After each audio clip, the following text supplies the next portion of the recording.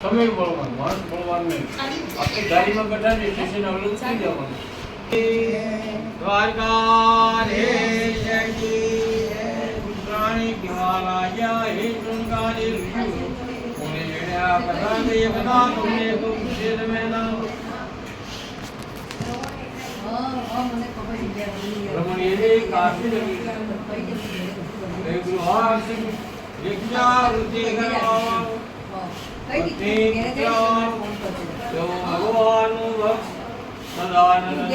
વિખ્યાત બ્રાહ્મણ એક દિવસે ભિક્ષા માંગવા જતા રસ્તાની બુદ્ધ બ્રાહ્મણના રૂપમાં ભગવાન કહેવા લાગ્યા, હે ભૂદેવ, તમે ક્યાં જાઓ છો?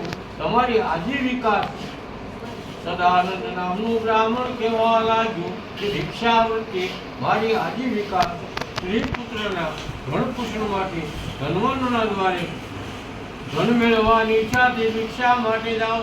ત્યારે વૃદ્ધ સ્વરૂપમાં ભગવાન કહેવા લાગ્યા, હે બ્રાહ્મણ, આ કળયુગની અંદર ભિક્ષાવૃત્તિ નિંદાને પાત્ર. મારા ઉપદેશને માની તું સત્યનારાયણ ભગવાનનું વ્રત કર. ત્યારે બ્રાહ્મણ કહેવા લાગ્યું, સત્યનારાયણ ભગવાનનું વ્રત અને ફળ અને વિધિ છે. આ વ્રત કોણે કર્યું, ક્યારે કર્યું? ભગવાને બ્રાહ્મણને દર્શન આપ્યા. શંખચક્ર ગદા પદ્મના ધારણ કરેલા પીળા પીતાંબર પડા બ્રાહ્મણે સ્નાન પ્રણામ કર્યા. હે પ્રભુ, આજે સ્વીકાર થયો, મારો બહુ સફળ થયો કે આજે કયા જન્મનું પુણ્ય મને મળ્યું તેવું જાણી શકતું નથી. હે કમલાપતિ, હું પામર પ્રાણી છે, આ પૂજા વિધિ કરવી કૃપા કરીને કહો. ભગવાન કહેવા લાગ્યા, હે બ્રાહ્મણ, અનાયાસે મળેલા ધનથી મારું પૂજન કર.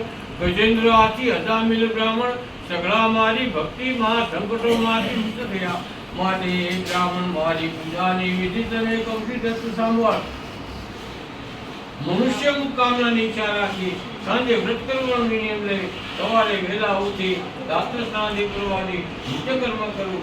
વિષ્ણુ ભગવાનની સોનાની મૂર્તિ બનાવી સહસ્ત્ર નામથી પૂજન કરવું.